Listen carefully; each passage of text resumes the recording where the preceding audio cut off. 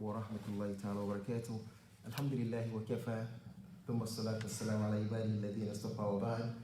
رب اشرح لي صدري ويسر لي أمري واحلل عقدة من لساني يفقهوا قولي.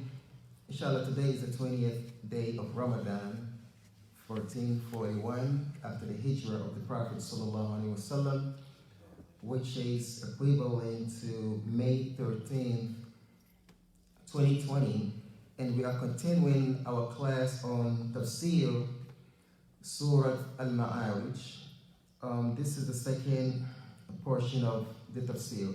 I will mention in our previous class that the word Ma'arij is from the derivative of the word Araja Ya'ruj, and it means ascending stairs. And this is referred to the angels ascending to the heavens.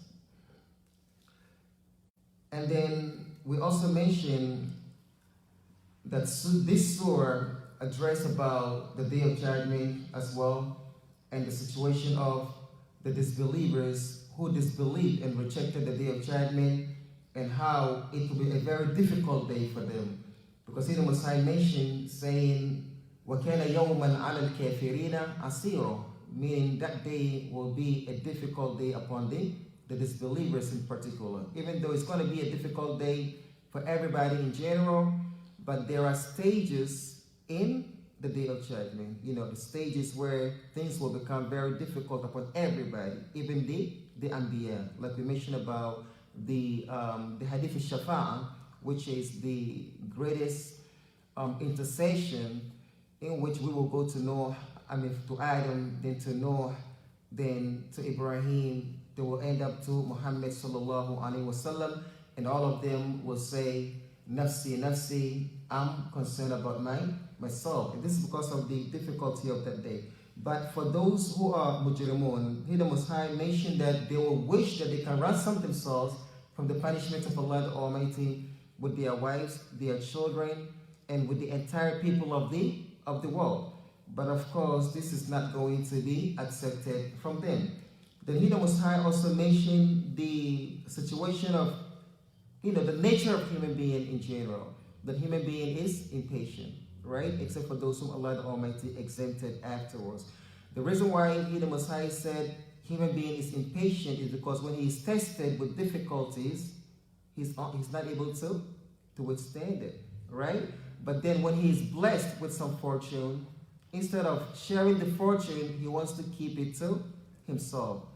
He accumulates wealth and he doesn't share it with those who are in need. Then the Most High made exemptions, and we ask Allah the Almighty to make us amongst those who he has exempted. And there are those who are constantly performing their 5 daily prayers, those who preserve their chastity from the abomination of zina, those who are conscious of the day of judgment, those who fulfill their promise, those who establish the 5 daily prayers at their right time. And then the Most High mentioned at the end that these are those who will be admitted in Jannah.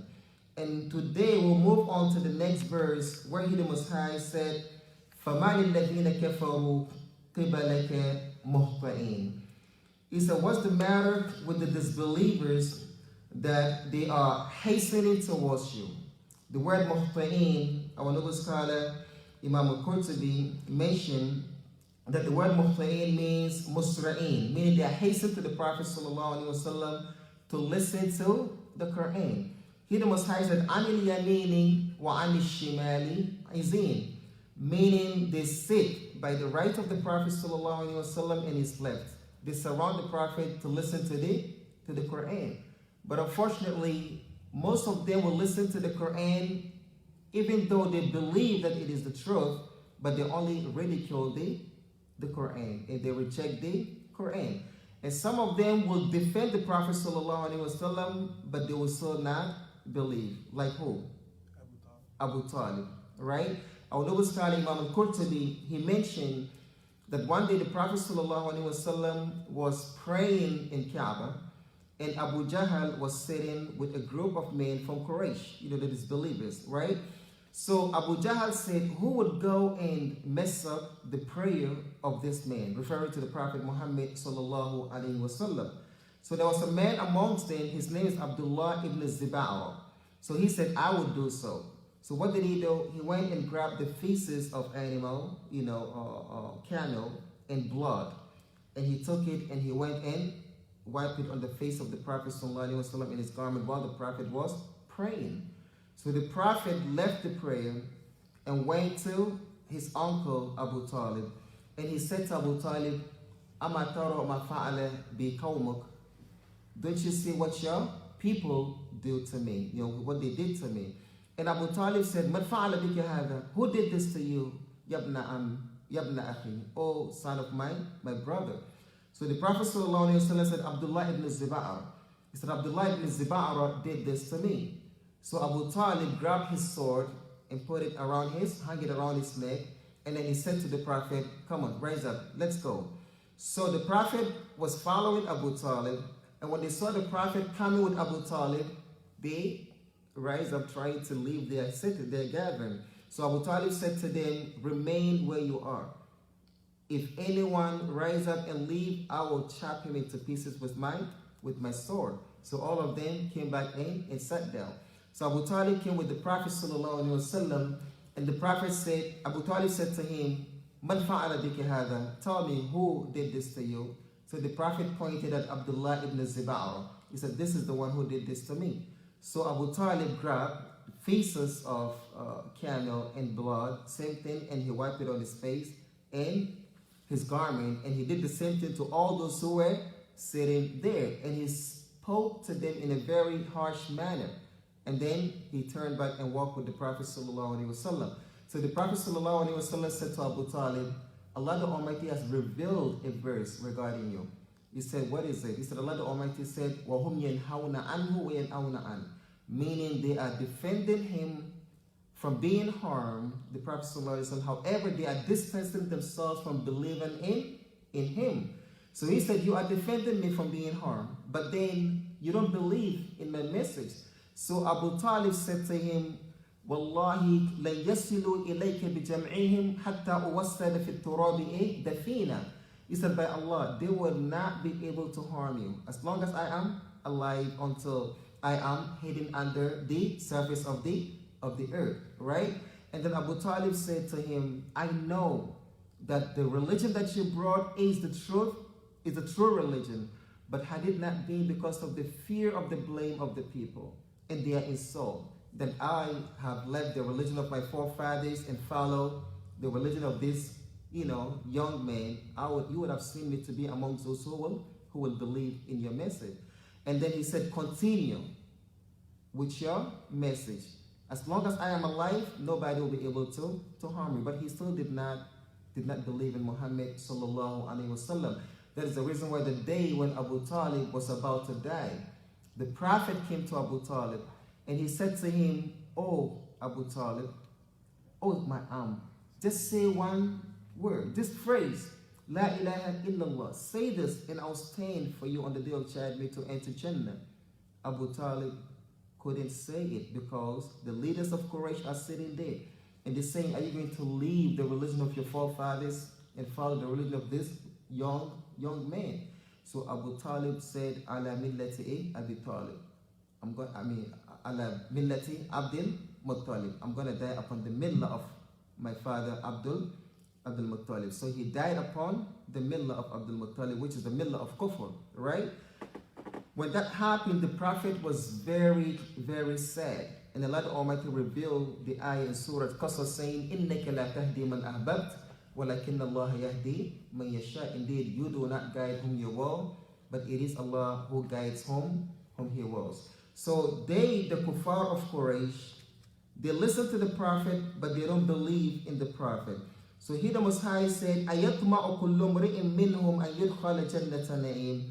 So each and every one amongst them, meaning the kuffar of Quraysh, they are hoping and wishing that they will be entered and admitted in Jannah, the Jannah of delight, even though they disbelieve in Muhammad. That does not make any sense. Imam al-Qurtubi said, the Mufassirun said, كان المشركون يجتمعون حول النبي صلى الله عليه وسلم ويستمعون كلامه.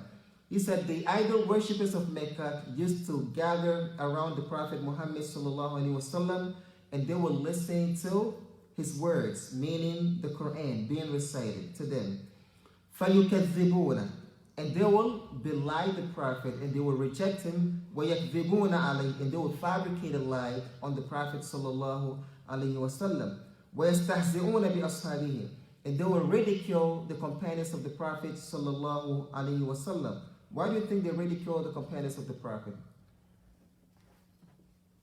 Because they were going to be the foundation after the Prophet Muhammad sallallahu alaihi wasallam. Yeah, but because they were poor. Okay. Okay, they were poor. Most of the followers of the Prophet sallallahu alaihi wasallam, they were what? Poor and weak. Look at Bilal. He was a slave. Look at Salman al-Farisi. He was a slave, right? So many of those who were around the Prophet sallallahu alaihi wasallam, they were weak and poor. So they ridicule them. They think they are better than them. So they're saying that, all right, if anyone deserves to follow you, then that should be us because we have money. But if these people are following you, who are these people? If they're going to be in Jannah, they will be in Jannah before them because they think that what they have in this dunya is what will inherit them Jannah, right? So our noble scholar Imam al-Qurtubi said, they are saying, لَإِنْ دَخَلَ هَؤُلَاءِ الْجَنَّةِ, if these people will enter Jannah, meaning these poor and weak people will enter Jannah, لَنَدْخُلَنَّ قَبْلَهُمْ, then we will enter Jannah before them. So again, this is a way of what? Ridiculing and mocking at the companions of the Prophet sallallahu alaihi wasallam. And then they say, وَلَئِنْ أُعْطُوا مِنْهَا شَيْئًا, and if they are given anything in the hereafter from Jannah, لَنُعْطِيَنَّ أَكْثَرَ مِنْهُمْ, we will receive better than what they will receive, and we will receive more than what they will receive.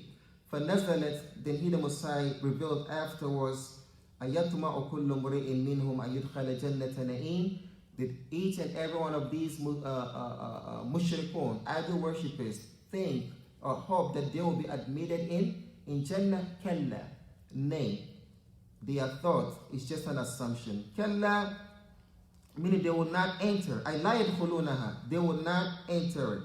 ثم ابتدأ فقال إنا خلقناهم مما يعلمون, indeed we created them from what they know. So here Allah the Almighty is taking them back to the origin of their creation. Why do you think Allah the Almighty want them to reflect and ponder over the origin of their creation? To help them understand the might of Allah. To help them understand the might of Allah, or because remember they were ridiculing the other people because they think they are better than them, right? So Allah the Almighty said, "Inna khalaqnahum mimma ya'lamun." We have indeed created them from what they know. So what is the point of being arrogant if you know that you came from a disgusting fluid? Like here the Most High said, "Alam nakhluqkum min ma'in mahin." Did we not create you from a disgusting fluid? فَجَعَلْنَاهُ فِي قَرَارٍ makin. And we placed that disgusting fluid in a safe lodging, which is the womb, right? So here the Most High is saying, what's the point of them being arrogant when we created them from what they know? And now مَخْلُقُونَ مِن نُطْفَةٍ, they were created from a sperm drop. ثُمَّ مِنْ عَلَقَةٍ, then from a clot of blood. ثُمَّ مِن مُضْغَةٍ, then from a muscle of flesh. كَمَا خُلِقَ سَائِرُ جِنْسِهِمْ, just as the rest of the people were created from what they were created. And the Prophet made it clear on the day of the Hajjatul Wada, the farewell pilgrimage which the Prophet performed, and he gave his farewell khutbah. He said, "Kullukum li Adam, all of you are from Adam. Wa Adamun min turab, and Adam is from what? Dust. Therefore, there is no preference for the Arab to the non-Arab, right? The white over the black, except with taqwa, except with the fear of Allah the Almighty." And here the Most High also mentioned this in Surah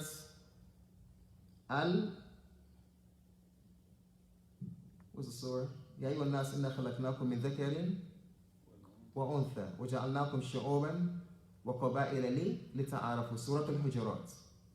Alright, in Surah Al-Hujurat. So Allah the Almighty mentioned, He said, "Oh people, indeed we created you from a male and a female. And we made you nations and tribes so that you may know one another. Inna akramakum indallahi atqakum." Meaning the most honorable one of you in the sight of Allah the Almighty is the best of you in His conduct, the most pious one of you. So it is not about your look, it is not about your status, rather it is about what is in your heart and your action. That's why the Prophet ﷺ said, "Inna Allah la yanzur ila ajsamikum wala ila abidanikum walakin yanzur ila sudurikum wa ila qulubikum wa a'malikum." Allah the Almighty doesn't look at your bodies, your garments, rather He look at your hearts and your actions. So we ask Allah the Almighty to make us among those who ponder over this. Amen. So Imam al-Qurtubi said, "You are created like the way the rest of the people are created." So what's the point of being arrogant and being boastful and thinking that you are better than them? فَلَيْسَ لَهُمْ فَضْلٌ يَسْتَوْجِبُونَ بِهِ الْجَنَّةِ وَإِنَّمَا تُسْتَوْجَبُ بِالْإِيمَانِ. Meaning they don't have any virtue that will necessitate for them the entering of Jannah based on their status. Rather, the only virtue that will necessitate for them to enter Jannah is their faith and their good deeds. وَرَحْمَةِ اللَّهِ, and the mercy of Allah the Almighty. The reason being is because our good deeds enough cannot inherit us Jannah. We end up in Jannah because of the mercy of Allah the Almighty. So some of the scholars said, our good deeds is the cause of us entering Jannah, but our good deeds cannot pay for Jannah. I hope this makes sense. Because He the Most High said, "Udkhulul jannata bima kuntum ta'malun." Enter Jannah because of what you used to do. Kulu washrabu hani'an bima kuntum ta'malun. Eat and drink at your desire because of what you used to do. However, the Prophet also said, "La yadkhulu ahadukum al-jannah bi'amali, aw la yudkhilu ahadakum al-jannah amalu." Meaning, one of you will not enter Jannah because of his deeds. The reason why the Prophet said this, he mean our deed cannot purchase Jannah. Okay, so the lamb here in this hadith is lamb al-thamaniya. It's a lamb that indicate on the price of Jannah. And the other one is lam al-sababiyya, meaning the cause of entering Jannah. Because just think about it. If we are to worship Allah the Almighty, 5 daily prayers, the zakat that we give, it cannot pay for the bounty of eyes, right? The bounty of the sense of smelling, the sense of tasting. Our good deeds cannot pay for these things, let alone Jannah that is more spacious than the heavens and the earth. So we ask Allah the Almighty to grant us understanding of this deen. Amen. So He said, it is your good deeds and your faith and the mercy of Allah the Almighty that will necessitate for you the entering of Jannah, and not your wealth, not your status. وَقِيلَ كَانُوا يَسْتَهْزِئُونَ. Our noble scholar Imam al-Qurtubi also said they used to ridicule the fuqara al-Muslimin, the poor people from the Muslims, وَيَتَكَبَّرُونَ عَلَيْهِمْ, and they used to be arrogant and be boastful and think they are better than them. فَقَالَ إِنَّا خَلَقَنَاهُمْ مِمَّا يَعْلَمُونَ. So Allah the Almighty said, indeed we have created them from what they know. مِنَ الْقَدَرِ, from the disgusting fluid. فَلَا يَلِيقُ بِهِمْ هَذَا التَّكَبُّرُ. Therefore it is not befitting for them to act arrogantly and boastfully in this manner. And our noble scholar Qatada said in this verse, إِنَّمَا خُلِقْتَ يَبْنَ آدَمْ مِنْ قَدَرٍ فَاتَّقِ اللَّهِ. So, O son of Adam, indeed you are only created from a disgusting fluid. A humble fluid. A humble fluid, but it's all the same.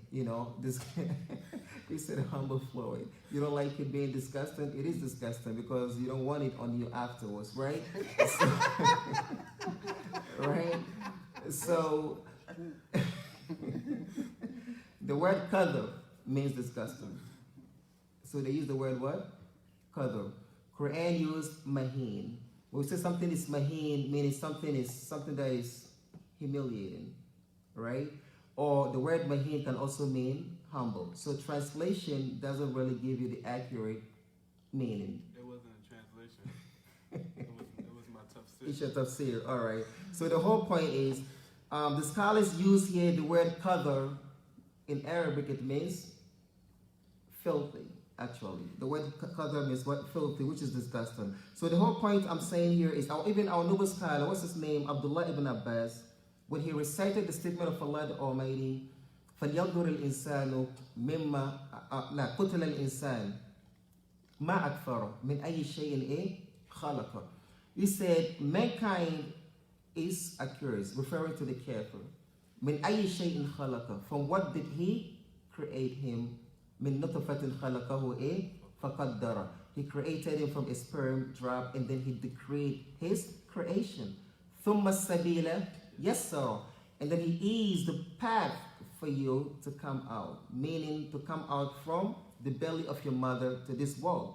Because if you think about where you came out from, it's going to be impossible for you to be put back to where you came back from. So who is the one who eased the path and stretched the path for you to come out without being choked? It is Allah the Almighty, right? So when he recited this verse, he pondered over it, and then he said, وَكَيْفَ يَتَكَبَّرُ مَنْ خَرَجَ مِنْ سَبِيلِ الْبَوْلِ مَرَّتَيْنِ. So how can he be arrogant? The one who came from the passage of urine 2 times, right? So this is just telling us to go back to the origin of our creation, to humble ourselves. So we ask Allah the Almighty to make us amongst those who are humble. Ameen. وروي أن مطرف ابن عبد الله ابن الشخير رأى المهلب ابن أبي صفرة يتبخر. And Mutarraf, which is one of the predecessors, he saw someone from his, companions of his time. He was walking and he was being what? Boastful, walking arrogantly, and he was, trying to brag with what he has. So he said to him, Ya Abdullah, O slave of Allah, ma hadhihi al-mishya allati yubghiduha Allah. What is this walking that I saw you walking? And you know that Allah the Almighty hates this type of walking. Because he, the Messiah, said what? Waqsud fi mashik. When you walk upright.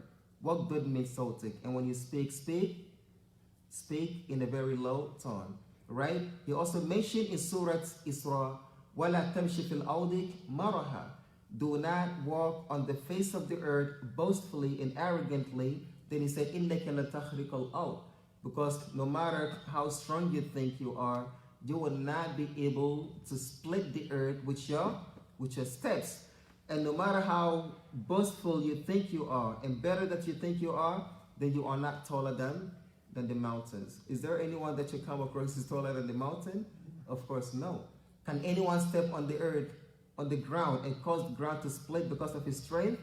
So humble yourself. Now, how can you walk boastfully? Can you give us an example of the difference between walking boastfully? You say this. You see, sometimes if you see somebody walking boastfully, you can tell. They think, you want me to give an example?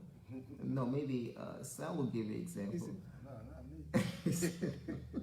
Sam said, I don't want to. Because I want to know walking humbly versus walking boastfully. I guess like with your chest out. You said with your chest out, right? Because the Prophet ﷺ used to walk upright. So what's... Yeah, walking upright is different from walking. When people walk boastfully, they swing here and there and they look here, they think they're better than what? Everybody. So, the boastful walk is known. Whoever's seen it can tell that this one is walking what? Arrogantly. Not everybody has the vision to see that, but most people will be able to tell, what are you trying to show? So we ask Allah the Almighty to grant us understanding of the deen. Amen. So here the Messiah said, do not walk on the face of the earth, marahan, boastfully. So if you walk boastfully, you know it within yourself that the way you're walking is not normal. So may Allah the Almighty again grant us understanding of the deen. Amen. No, but like, what does it look like? That's how everybody walk. Yeah, so if everybody walk like this, then that's normal. Whoever saying walks out of the norm to draw attention is walking what? Boastfully. If that's Boastfully. the case, only women do that now. No, not necessarily. Men do this Well, more you than gotta think women. like think about like older, like back in the day, old heads used to have like a walk, like they would Like walk a this? certain way. Like a stroll. Listen, Like a sh- yeah, listen. We like see that. even people who drag their pants have their pants on their what? Yeah, like that. The Lord- Stuff I that mean, they all kinda- stuff like this are things that they do to draw what? attention. To draw attention. You know, to make them feel different from others. Even the way we talk. Sometimes even the prophet said he hate people who, when they talk, they're trying to what? Make their speech feel Special. so special. You know, they don't talk normal. Just so that they will be different from others. All these are people that the prophet said they are the most hateful people to me, right? So we ask Allah the Almighty to grant us understanding of this deen, and even in your speaking, you can express what? Arrogance. In your walking, you can express arrogance. So all this is applied. Whenever you talk out of the norm, in order to make yourself better than others, or you walk out of the norm to make yourself better than others, then this is considered what? Walking arrogantly. And we ask Allah the Almighty to grant us understanding of the deen. Ameen. Naam. I mean, but you know, it's what do the talking part mean? Because you have people who talk like Okasha, and then you have people who talk like they smoke or something. So people, shouldn't you try to talk in an eloquent way that's out of the The regular? Prophet ﷺ is the most eloquent one. You cannot be more eloquent than the Prophet, you know. But when the Prophet ﷺ speak, every language is different. He's talking about he didn't speak English. What type of question is this? You know, everybody speak boastfully in their own tongue. You understand my point? So, you know people who speak out of the norm. I mean, if somebody is speaking normal, you know he's speaking normal. You understand my point? Like somebody that's But- trying to like we talking regular, but now you see it shaking around. You want to start speaking a lot of Arabic. Well, for me, or- that's or not regular creative. for me. The Huh? way you talk is not regular. It's below the norm. I'm. Listen. No, he's saying Listen. like, say we all have a regular conversation, and somebody feels like they want to use like extra big words, Extra bull. or they want to use Like, just to be Now different. shake. Like Just to be extra. Listen, listen. Each and every one of us know ourselves. Yeah. You understand? So that's why our scholars said before you even say a word, think about, am I saying this for the sake of Allah or not? If it is for Allah, say it. And if it is not, keep it to yourself. Right? And do not try to fake. Do not try to artificialize. Just be you. Do you understand my point? You can be you and be eloquent in your own personality. Do you understand my point? But do not try to overdo stuff to draw attention. Do not try to overwalk to draw attention. All this is something that is forbidden. And it is up to each and every one of us to put ourselves into that skill. Because I don't know you. You don't know me. I may talk in a manner that if you talk in that manner, it will be considered what? Trying to show off. Do you understand my point? Because even during the time of the Prophet ﷺ, when the verse was revealed, "O you who believe, do not raise your voices above the voice of the Prophet ﷺ." There are some people whose voice is naturally loud. So one of the companions, his voice is naturally loud, right? So he's remained home and did not come out. And the Prophet ﷺ said, "What happened?" He said, a verse was revealed about him. And then the Prophet said, "No, this is not referring to you," right? Why? The point that I'm trying to make here is each and every one of us know ourselves. And if somebody is really walking boastfully and you see it, a reasonable thinking creature will be able to analyze things and tell. So we ask Allah the Almighty again to grant us understanding of the deen and to make us humble. Ameen. So Mutarrif said to him, "Ya Abdullah," he said, oh Abdullah. So again, like I said, he is a predecessor, right?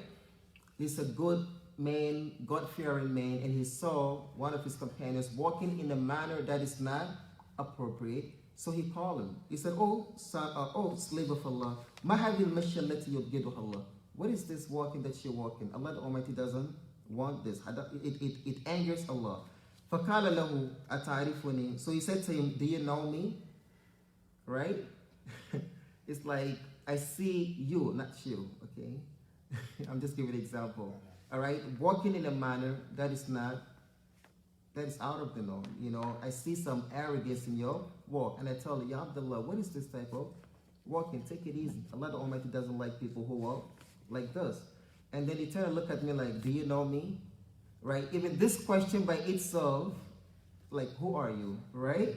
So what do you think the answer from Mutarraf is? He said, Na'am, I know you. Right? And he said, you are from Nutfatun Madira. You are from a disgusting fluid, or a humble fluid, like my brother said, right? وَآخِرُكَ جِيفَةٌ قَذِرَةٌ. And your end will be a disgusting carcass, meaning you will die. And your own loved ones will not even want to come next to you. This is who you are. وَأَنْتَ فِي مَا بَيْنَ ذَلِكَ تَحْمِلُ الْعَذْرَةِ. And right now, as you walk, you are carrying filthy stuff in your stomach. I mean, you got boogies. I mean, you got poop and everything in you, and you think you are better than everybody. So he's telling you, just humble yourself. Who are you, right? فَمَضَى الْمُحَلَّبُ وَتَرَكَ مِشْيَةً. So immediately he said this to him. He walked away and he changed his walk. He changed his manner of walk. So yes, there is an arrogant and a boastful walk, and each and every one of us is aware of that. So we ask Allah the Almighty to grant us understanding of the deen. Amen.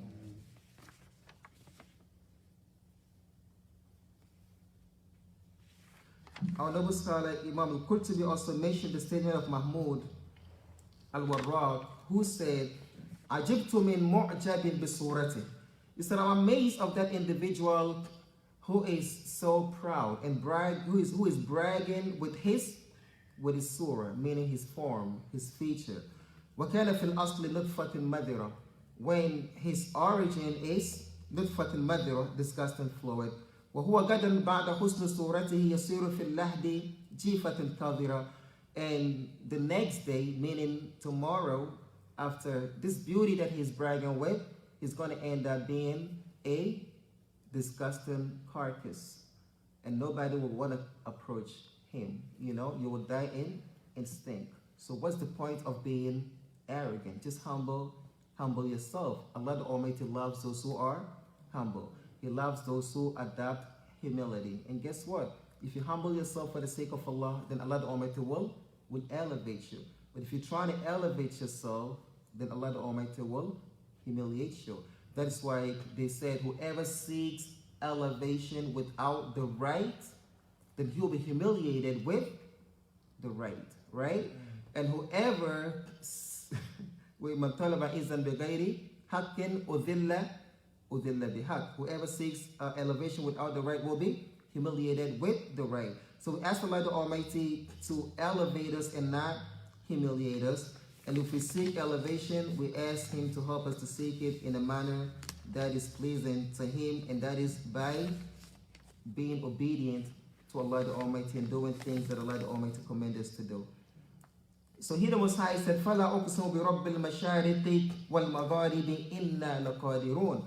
So I swear by the Lord of the East, which is the rising suns, وَالْمَغَارِبِ, and the West.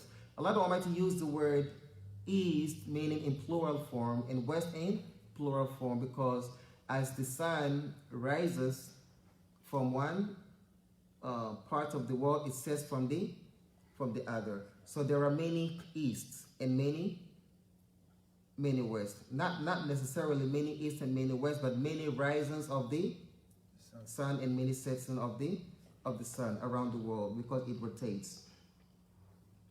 Then here the Messiah said, Inna laqadirun, we are indeed able, ala an nubaddila khayran minhum wa ma nahnu bimasbuqin, and we are able to replace them with creatures that are better than them, and they cannot escape from our punishment. or they cannot overcome us. Again, we ask Allah the Almighty to utilize us and not replace us. Because if we do not do the right thing, Allah the Almighty will replace us and bring instead of us people who will obey Him. And if you read the Quran, you'll come across many verses where He, the Messiah, plays this warning.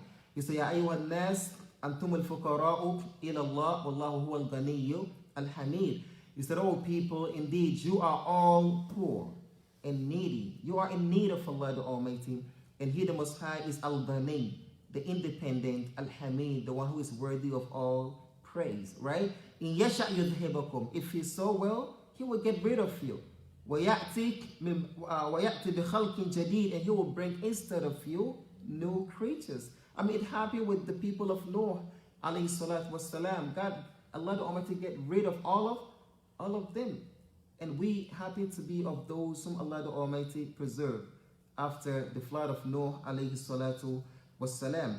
He, the Messiah, also mentioned in Surah Muhammad at the very ending of the surah. He said, Ha antum ha'uleh. So here you are, to the awna litunfiqu fi sabilillah. You are being called to spend in the cause of Allah the Almighty. فَمِنْكُمْ مَنْ يَبْخَلْ. However, amongst you there are some who will be stingy. وَمَنْ يَبْخَلْ فَإِنَّمَا يَبْخَلُ عَنْ نَفْسِهِ. But whosoever is stingy is being stingy against his own soul. وَاللَّهُ الْغَنِيُّ وَأَنْتُمُ الْفُقَرَاءُ. Allah is the independent, the rich. أَنْتُمُ الْفُقَرَاءُ. You are the poor, the needy.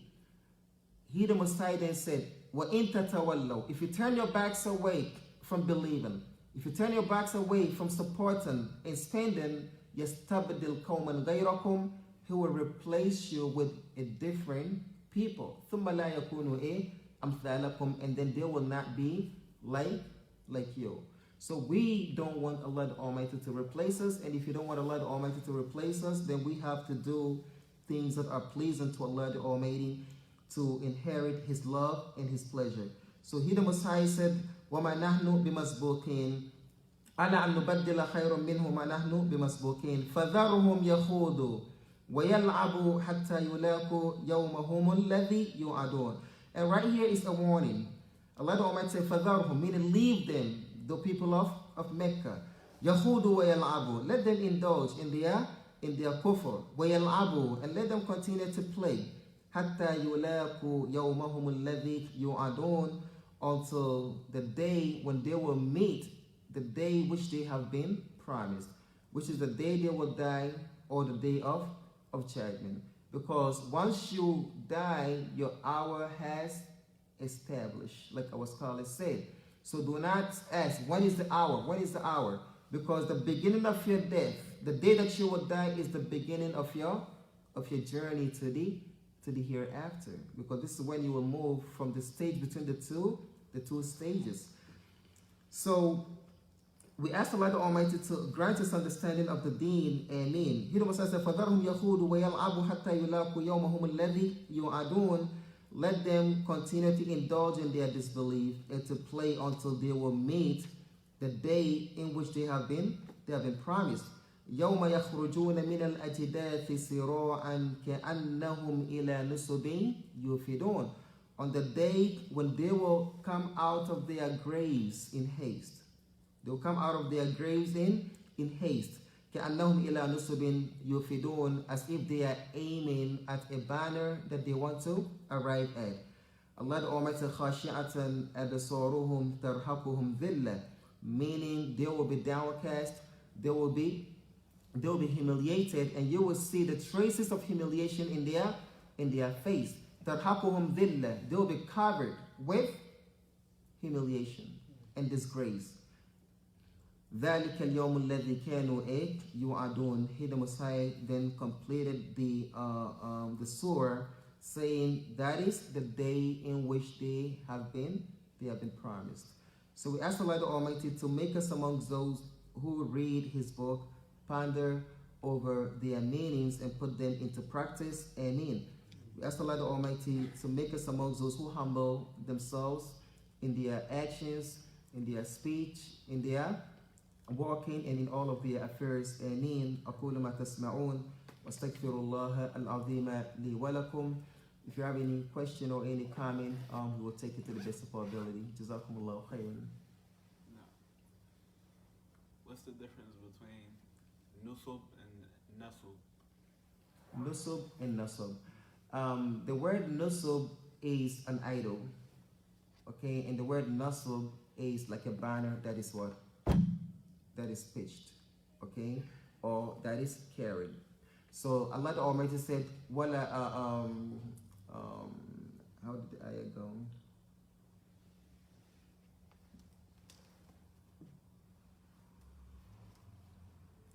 All right, Surah Al-Ma'idah. إنما الخمر والميسر والأنصاب والأزلام رجس من عمل الشيطان فاجتنبوه لعلكم تفلحون. No, it's not coming. All right. But the point that I'm trying to make here is the word nusub, it means idols. No.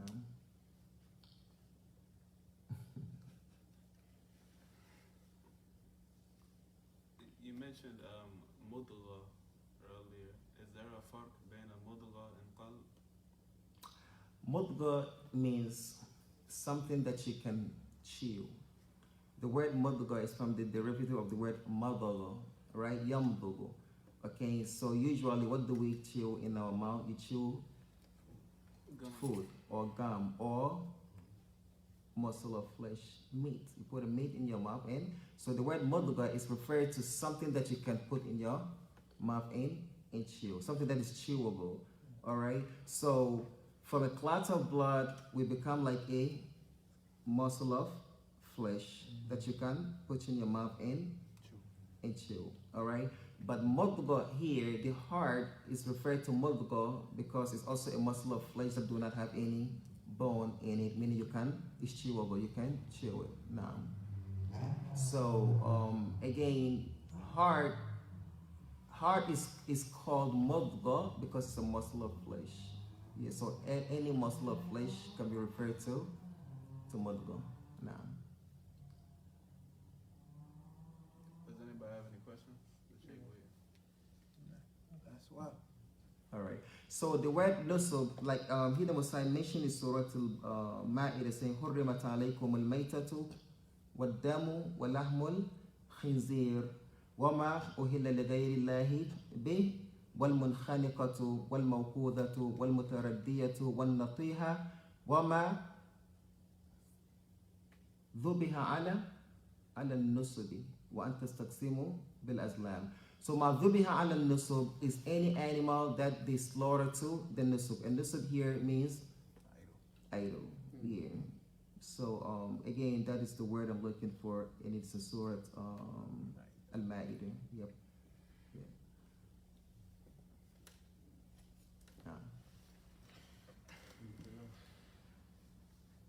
Yes, sir. How you doing? Alhamdulillah. All right. Any question? Any comment? I'm just mad I missed class for 2 days, man. I catch up on Facebook though. Inshallah. Inshallah. May Allah grant us understanding of the deen. And inshallah, we'll stop here and we'll continue. Tomorrow we will begin Surah Nuh. Inshallah. Assalamu alaikum wa rahmatullahi wa barakatuh.